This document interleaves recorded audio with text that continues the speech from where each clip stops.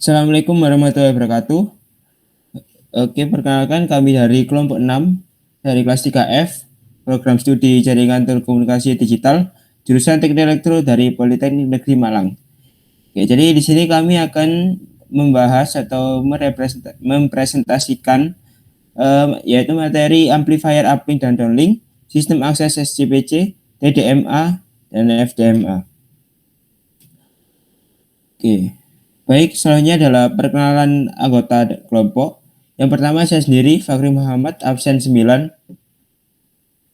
Saya Revirananta Verusya, absen 16. Saya Siti Nur Hanifah, absen 18. Oke.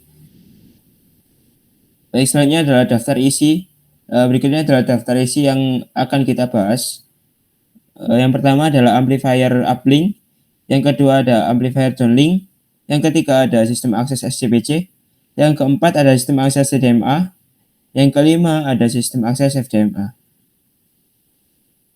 Baik, selanjutnya langsung saja langsung ke amplifier uplink yang akan dijelaskan oleh teman saya. Baik, terima kasih. Selanjutnya kita akan membahas amplifier uplink.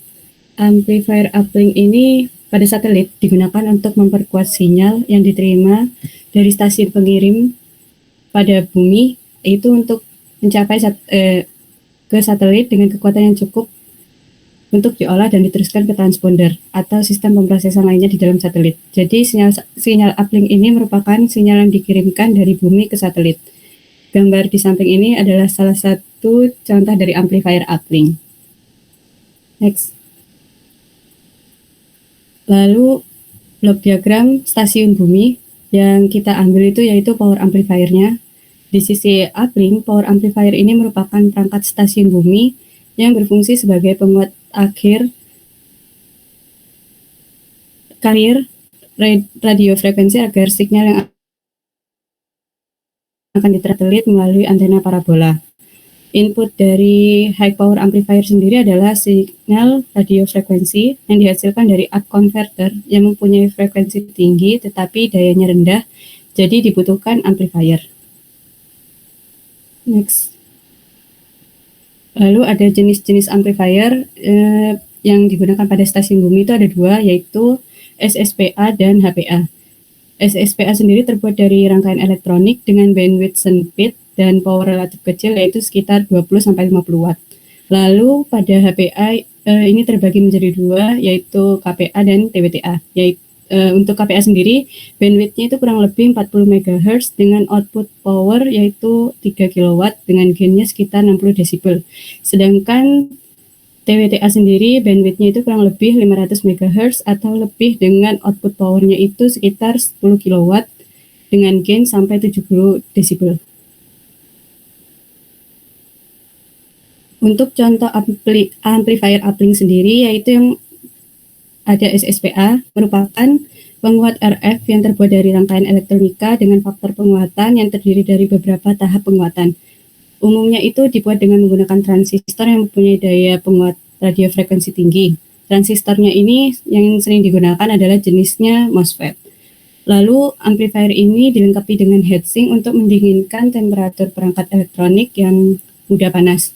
Dan SSPA sendiri digunakan untuk mentransmisikan sinyal bandwidth kecil dengan daya rendah. Dan banyak digunakan untuk perangkat VSAT atau stasiun bumi berskala kecil. Lalu yang kedua ada HPA klistron power amplifier. Klistron ini merupakan tabung vakum linear beam khusus yang ditemukan oleh Russell dan Sigurd Varian, electrical engineer Amerika pada tahun 1937. Tabung tersebut ini digunakan sebagai amplifier untuk high radio frekuensi dari UHF sampai range microwave.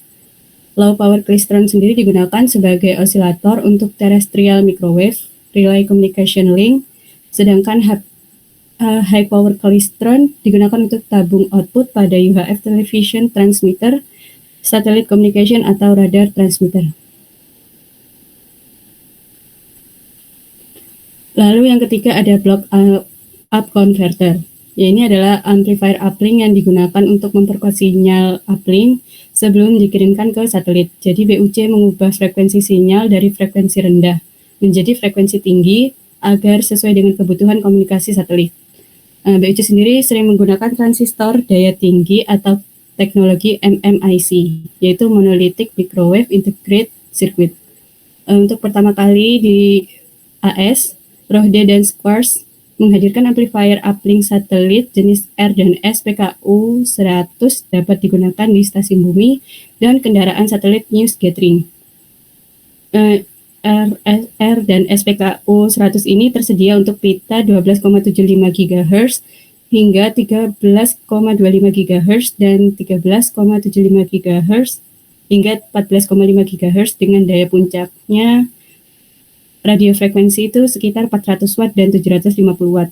Modelnya sendiri sangat kuat dan tahan cuaca serta memenuhi spesifikasi dan dapat dipasang sangat dekat dengan antena pemancar, jadi bisa menghemat daya dan meminimalkan biaya modal dan pengoperasian. Next. Oke. Baik, selanjutnya adalah amplifier downlink. Jadi amplifier downlink pada satelit digunakan untuk menguatkan sinyal yang dikirimkan dari satelit ke stasiun penerima di bumi. Amplifier downlink bertanggung jawab untuk memperkuat sinyal yang dilepas oleh satelit sebelum sinyal tersebut mencapai stasiun penerima di bumi. Jadi amplifier downlink pada satelit biasanya terdiri dari komponen seperti low noise amplifier atau LNA dan power amplifier atau PA. Jadi amplifier ini terletak di transponder satelit yang merupakan perangkat elektronik yang menerima, memproses dan mengirimkan kembali sinyal-sinyal diterima dari bumi. Oke, jadi berikutnya adalah contoh amplifier downlink. Yang pertama adalah TWTA, yaitu vacuum tube yang khusus digunakan untuk memperkuat sinyal radio frekuensi pada tingkat microwave. TWTA termasuk kategori tabung linear beam seperti klestron, di mana gelombang radio diperkuat dengan menyerap power dari suatu beam elektron saat melewati tabung tersebut.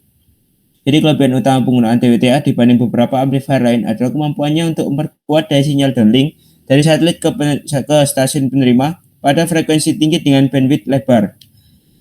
Dan frekuensi kerja dari 300 MHz sampai 50 GHz. Dan power dari tabung dapat mencapai 40 hingga 70 desibel dengan output power range mulai beberapa watt sampai megawatt. Jadi kiri itu adalah gambar dari TWTA. Oke, selanjutnya ada low noise amplifier atau LNA, digunakan untuk memperkuat sinyal yang lemah dari satelit sebelum diterima oleh stasiun penerima di bumi pada downlink. LNA menggunakan transistor atau rangkaian penguat rendah noise atau low noise technology. Parameter penting yang memperlihatkan performansi LNA adalah gain, noise figure, and on linearity dan impedance matching. LNA biasanya dipasang di antena dekat sumber sinyal untuk menekan loss di feed line atau minimize interferensi, selain itu untuk mendapatkan GRT yang baik. Pemasangan seperti ini selalu dilakukan pada VSAT dan sistem microwave seperti stasiun bumi karena coaxial cable feed line memiliki high loss pada frekuensi microwave. Semakin rendah noise figure dan semakin tinggi gain, performansi suatu LNA akan semakin bagus. Yang ketiga adalah low noise block down converter atau LNB.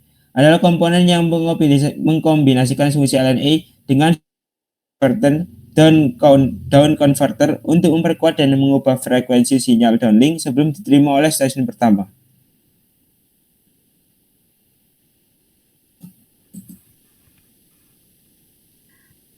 Lalu selanjutnya sistem akses SCPC. Sistem SCPC atau Single Channel Per Carrier merupakan salah satu metode akses dalam sistem komunikasi satelit yang berfungsi untuk melaksanakan proses pengolahan kanal suara atau voice channel dengan band frekuensi 0,3 sampai dengan 3,4 kHz menjadi kanal radio frekuensi yang terletak pada frekuensi sekitar 6 GHz untuk dipancarkan ke satelit dan atau sebaliknya. Mengolah kanal radio frekuensi yang terletak pada frekuensi di sekitar 4 GHz menjadi kanal suara. Lalu dalam sistem SCPC, setiap kanal suara mempunyai karir tersendiri yang berbeda satu sama lain. Masing-masing carrier dipancarkan dan menduduki salah satu slot frekuensi pada transponder satelit, di mana spacing atau jarak antar kanal adalah 30 kHz. Next. Lalu sistem SCPC dapat dioperasikan dalam 4 jenis mode operasi.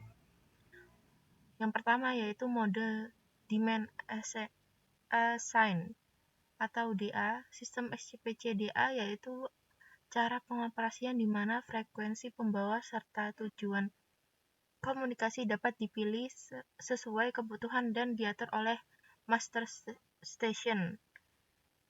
Lalu yang kedua, mode FRASER atau Fast Reassessment Service. SCPC FRASER yaitu cara pengoperasian di mana penggunaan carrier tidak fix, tapi tujuan komunikasinya fix, berguna untuk lebih mempercepat komunikasi ke suatu kota tertentu. Lalu yang ketiga, PAP2P, Permanent Assignment Point to Point, yaitu cara pengoperasian di mana frekuensi pembawa atau carrier serta tujuan komunikasi diatur secara fix baik secara lokal maupun secara remote, di mana stasiun transmit dan receive menggunakan frekuensi yang berbeda tetapi berpasangan.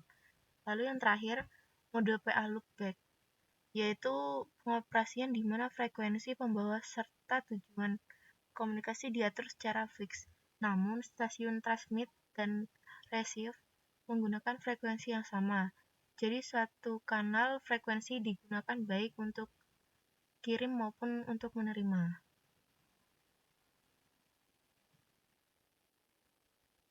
Lalu sistem akses TDMA. TDMA memberikan satu pita frekuensi untuk dipakai beberapa pelanggan, jadi kanal-kanal komunikasi dirupakan dalam bentuk slot waktu.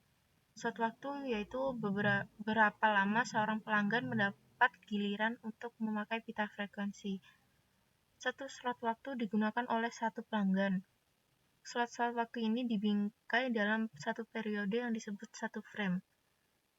Dalam sistem TDMA, stasiun bumi memancarkan burst-burst pada time slot atau celah waktu tertentu secara kontinu dan bergiliran antara yang satu dengan yang lain sehingga antara stasiun bumi dibedakan atas time slot yang didudukinya. Lalu sistem TDMA atau jaringan TDMA secara keseluruhan terdiri atas beberapa perangkat dengan konfigurasi sebagai berikut. Yang pertama, satelit atau transponder satelit bias satu ataupun beberapa.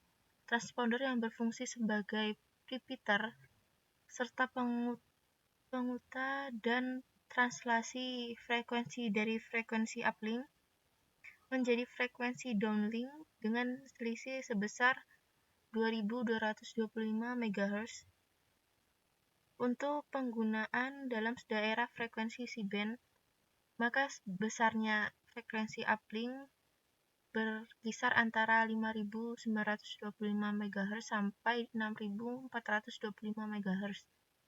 Dan frekuensi downlink-nya berkisar antara 3.700 sampai 4.200 MHz. Sedangkan untuk penggunaan band frekuensi low band, besaran frekuensi uplink berkisar antara 14.000 MHz dan frekuensi downlink-nya berkisar antara 11.700 MHz sampai 12.200 MHz. Lalu yang kedua, beberapa stasiun bumi terminal atau nodes yang merupakan terminal bagi sinyal-sinyal yang datang dari satelit maupun yang akan menuju satelit. Stasiun bumi terminal ini berfungsi untuk mengolah seluruh sinyal yang datang dari bumi agar dapat ditransmisikan ke satelit maupun sebaliknya.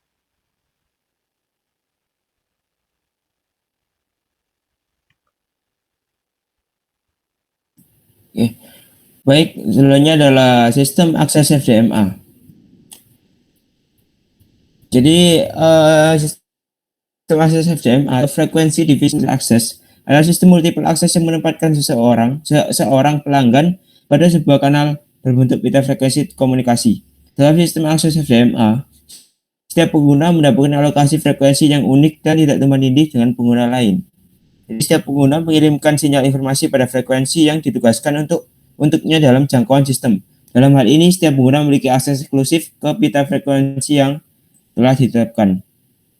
Jadi dalam saya jelaskan sedikit, dalam FDMA, lebar pita frekuensi yang tersedia itu dibagi menjadi saluran yang disebut subkanal atau subpita. Setiap subkanal diarahkan ke pengguna tertentu untuk digunakan dalam transmisi data atau sinyal suara.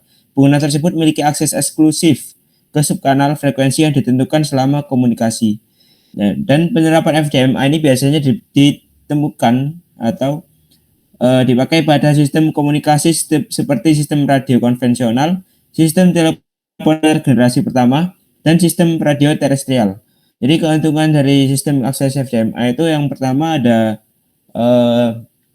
pengguna itu memiliki alokasi frekuensi yang eksklusif. Jadi sehingga tidak terjadi nantinya tabrakan atau interferensi dengan pengguna lain di dalam sistem yang sama. Lalu selanjutnya yang kedua ada setiap pengguna memiliki akses ke seluruh lebar pita frekuensi yang dialokasikan sehingga dapat mengirim data dengan kecepatan tinggi.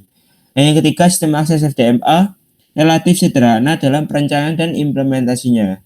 Meskipun ada beberapa keuntungan, tapi FDMA ini juga memiliki beberapa batasan, ya, seperti kapasitas yang terbatas dalam mengakomodasi jumlah pengguna yang banyak dan sulitnya pengaturan dalam situasi di mana terjadi variasi lalu lintas komunikasi yang tinggi. Oke, selanjutnya adalah cara kerja dari FDMA. Jadi FDMA itu merupakan teknik satu pelanggan satu jalan, yaitu pada saat pelanggan A sedang menggunakan jalan itu, maka pelanggan lain tidak dapat menggunakan sebelum pelanggan A selesai. Jadi kalau dalam waktu yang sama bersamaan ada 100 pelanggan yang ingin berkomunikasi dengan rekannya, maka sudah tentu diperlukan 100 pita frekuensi. Nah, seperti yang ada di bawah ini gambarnya untuk cara kerjanya. Oke, jadi ini jika setiap pita memerlukan lebar 30 kHz dan frekuensi yang digunakan berawal dari 890 MHz. Jadi maka pita frekuensi kanal pertama mulai dari 890 MHz hingga 890,30 MHz. Lalu pita frekuensi kanal kedua mulai dari 890,30 MHz hingga 890,60 MHz. Lalu pita frekuensi kanal ketiga mulai dari 890,60 MHz hingga 890,90 MHz dan seterusnya. Nah, untuk sedangkan lebar total seluruh pita yang digunakan adalah 100 kali 30 juta Hz sama dengan 3 juta Hz sama dengan 3 MHz. Ya, artinya jika frekuensi yang digunakan mempunyai batas bawah 890 MHz, maka batas atasnya adalah 893 MHz. Begitu.